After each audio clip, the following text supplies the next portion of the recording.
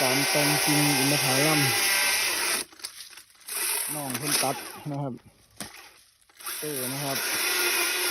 น้องหัวลำพูเพิ่นตัดแต่งจริงให้เบิ่งนะครับวิธีการตัด